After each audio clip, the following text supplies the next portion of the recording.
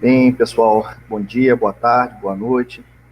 Sou o professor Leandro Pereira e vou estar com vocês aqui hoje dando continuidade às nossas APNPs. Eu sou professor do LISCOMP, Laboratório de Instrumentação e Simulação Computacional Aplicada, do IFRJ Campus Paracambi. Então, hoje vamos estar trabalhando os conceitos básicos, né, da ótica geométrica e vamos dar início aqui à nossa PNP. Bom, então, a ótica, pessoal, é a parte da física que vai estar estudando a luz, de forma geral, os fenômenos luminosos.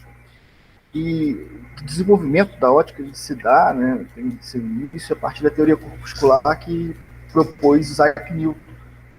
E em seguida vieram outros físicos, né, que continuaram desenvolvendo a teoria dos fenômenos luminosos, até Maxwell desenvolver, né, o conceito da onda da luz ser uma onda eletromagnética. Então, hoje nós temos um consenso, né, que a luz tem um comportamento dual, né, ora se comporta como onda, ora se comporta como partícula em determinados fenômenos. Para alguns fenômenos ela tem um comportamento corpuscular, para outros fenômenos ela tem um comportamento ondulatório. Então, para a gente aqui, nesse curso, a gente vai definir a luz como o agente físico que vai sensibilizar os órgãos visuais, é o agente físico que vai promover a nossa visão, é o que a gente enxerga, né? A luz é o que a gente enxerga. Então, ela vai ser tratada como uma onda eletromagnética. Então, a gente enxerga a luz. Quando tem luz, a gente consegue enxergar as coisas. Quando não tem luz, a gente não enxerga nada. Né? Breu total. Então, o que a gente enxerga? A gente enxerga esse pedacinho aqui do campo, né, do espectro eletromagnético, que vai dos raios cósmicos até as frequências extremamente baixas aqui. Então, tem o que a gente enxerga no espectro visível, que vai da ordem de 400 nanômetros, né, ultravioleta, até 750 nanômetros infravermelho.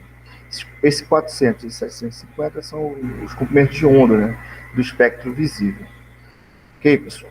Então, se nós vamos estar trabalhando a luz como uma onda eletromagnética, então como é que se dá o comportamento ondulatório? Tem uma velocidade de propagação. Então, qual seria a velocidade de propagação da luz no vácuo ou no ar? Então, Albert Einstein determinou isso. A velocidade da luz é uma constante, e sua velocidade limite C é 3 vezes 10 a quinta quilômetros por segundo, ou 300 mil quilômetros por segundo, convertendo para metro, 3 vezes 10 a oitava metro por segundo. Então, se a luz percorre a essa velocidade, precisaria determinar uma unidade de distância que compreendesse uma magnitude tão alta de velocidade. Então, os astrônomos criaram a unidade ano-luz, uma medida astronômica para a distância. Então, é a distância que a luz percorre em um ano. Então, partindo da equação da cinemática, ΔE sobre ΔT, para velocidade constante, substituindo aqui a velocidade da luz, aqui o ΔT é o tempo um ano, então um ano passado para segundo, 365 dias, 24 horas, 60 minutos, 60 segundos. Então multiplica, passa para o outro lado multiplicando, a gente tem esse valor, 9,5 vezes 10 a 13 quilômetros, ou seja, 95 mil bilhões de quilômetros, que é a distância que a luz percorre em um ano. Então, essa é uma unidade astronômica. Bom, dando continuidade aqui, a gente, para estudar a ótica geométrica, a gente vai precisar fazer algumas considerações. Então, a gente vai trabalhar a luz como raios de luz. Vai ser uma representação, vai determinar a luz como umas linhas retas e vai ter um determinado sentido, direção e sentido de propagação da luz. Tá? Essa ideia é só para a gente poder formalizar, né, a teoria e, a partir daí, a gente vai definir as fontes de luz. Tem uma fonte que emite raios de luz, né, em várias direções, e eu tenho uma fonte de luz que emite uma luz coerente, aqui, por exemplo, essa lanterna emite uma luz para uma determinada direção. Aqui eu tenho a vela emitindo para várias direções. E a gente vai classificar essas fontes de luz como uma fonte que tem luz própria, as fontes primárias, produzem a luz que emitem, o sol, lâmpadas, velas, que vão produzir, através de algum processo, a luz que emite. E as fontes secundárias, que são aquelas que apenas refletem a luz de outros corpos. A Lua reflete a luz do Sol, e todos os outros objetos que nós enxergamos, eles refletem a luz de alguma forma, e essa luz chega até os nossos olhos e a gente consegue identificar esses objetos. E por conta disso, a gente vai ter a formação das cores. Isso é um processo de interação da luz com a matéria.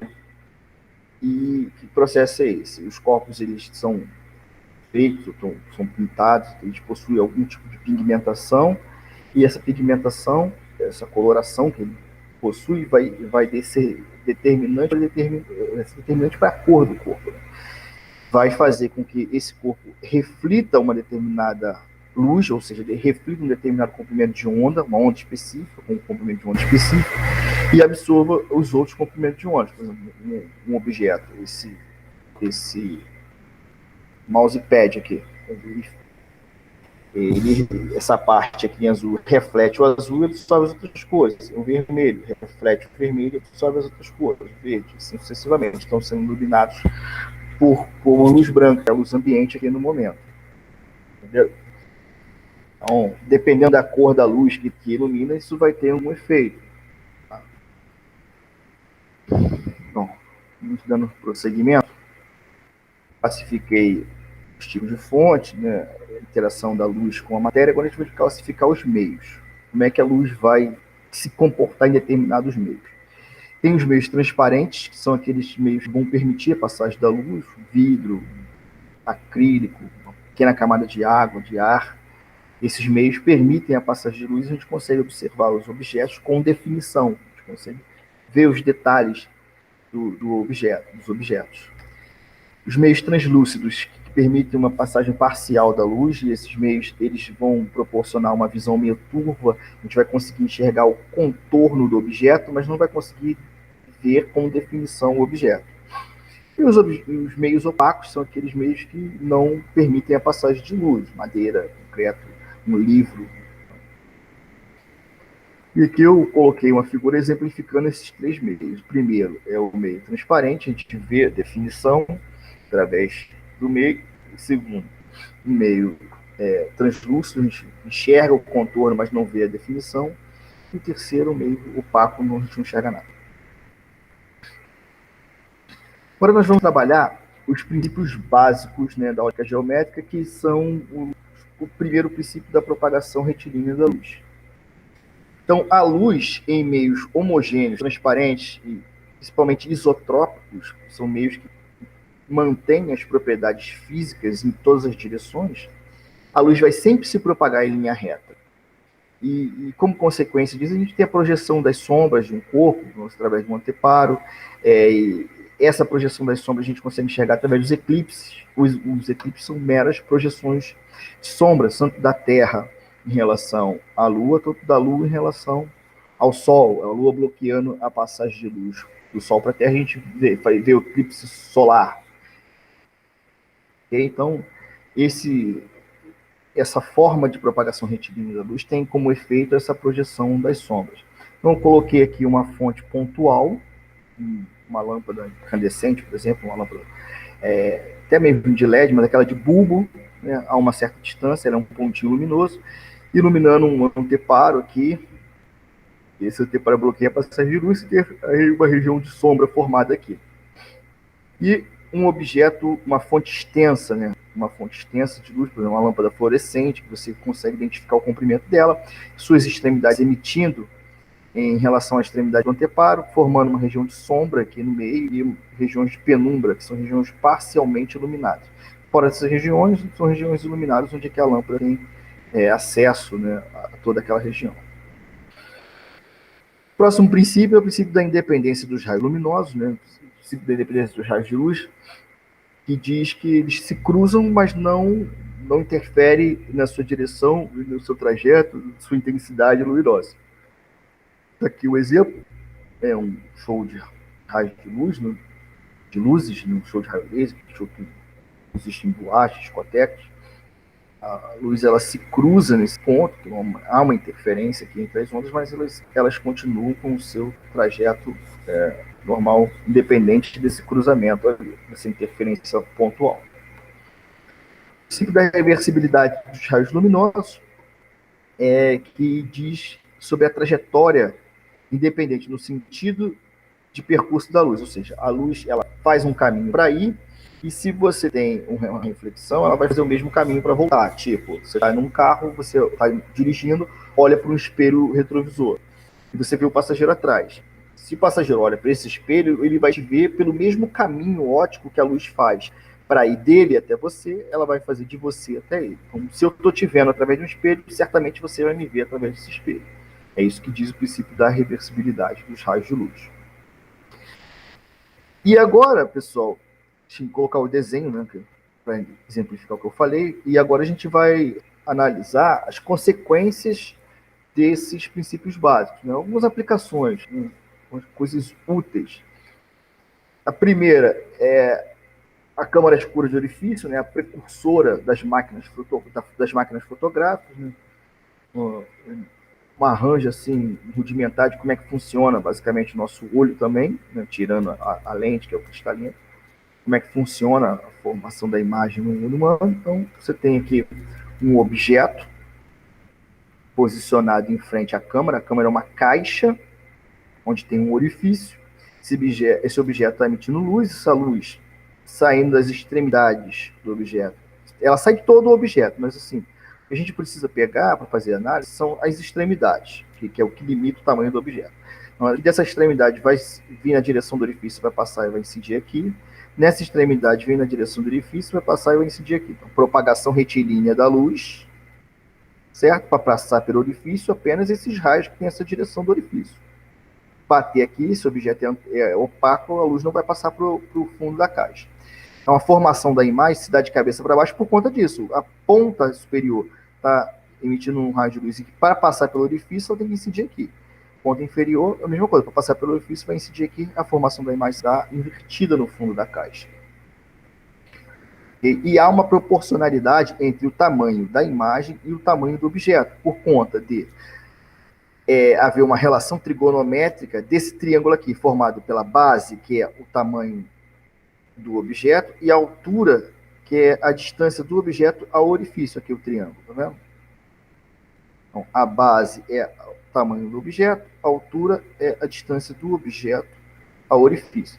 E aqui vai ter um outro triângulo, onde a base é o tamanho da imagem e a altura é a distância da imagem ao orifício. E por conta dessas relações trigonométricas, de proporcionalidade, eu vou ter, esses triângulos são semelhantes, e aí eu vou ter a relação dada I sobre O, P' sobre P. Então, com isso a gente consegue calcular o tamanho da imagem em relação ao objeto, sabendo, conhecendo a distância do objeto até o orifício e da imagem até o orifício. Uma outra aplicação dessa parte de conceitos básicos seria para o cálculo de alturas. Eu consigo calcular a altura de um corpo qualquer, em determinado momento, tendo a possibilidade de medir a altura de um outro corpo menor e medir a sombra desse corpo menor e a sombra do corpo maior. Então, se eu venho aqui e meço a sombra do prédio, em determinado momento, a luz está vindo em linha reta, tá vendo? Propagação retilínea da luz. Isso me garante que eu vou formar triângulos aqui semelhantes, correto? E aí eu vou ter uma relação de proporcionalidade entre a altura do prédio e a altura, no caso desse menino, com o tamanho da sombra do prédio e o tamanho da sombra do menino. De forma que eu vou ter H, né, H maiúsculo sobre D maiúsculo, que é o tamanho do prédio, sobre o tamanho da sombra do prédio, igual a H minúsculo sobre minúsculo, que é o tamanho do objeto que eu coloco aqui, no caso do menino, sobre a distância, o tamanho da sombra, né, desse objeto, no caso do menino. Então, é a mesma ideia de relação de semelhança de triângulo que a gente usou para a câmara escura, usa aqui também para calcular alturas. Então, essa é uma outra aplicação do princípio da propagação retilínea da luz. Ok, pessoal? Então, essa primeira parte de conceitos básicos era isso que eu queria passar para vocês, esse é o recado que eu queria passar para vocês. Eu vou estar mais para frente colocando os vídeos de reflexão, espelho plano, depois vou colocar de espelhos esféricos, refração e lentes, para a gente finalizar, né, o curso de Física 4. E depois vou estar fazendo um vídeo de exercícios para a gente fazer como avaliação, como foi feito na primeira parte. Beleza, galera? Então fiquem aí em casa, né? Se cuidem, mas fiquem estudando, tá, pessoal? Mantenham aí distanciamento social, né? Se cuidem aí, para a gente poder voltar com saúde, voltar bem. Beleza, pessoal? Um abração aí para todos. Fiquem na paz.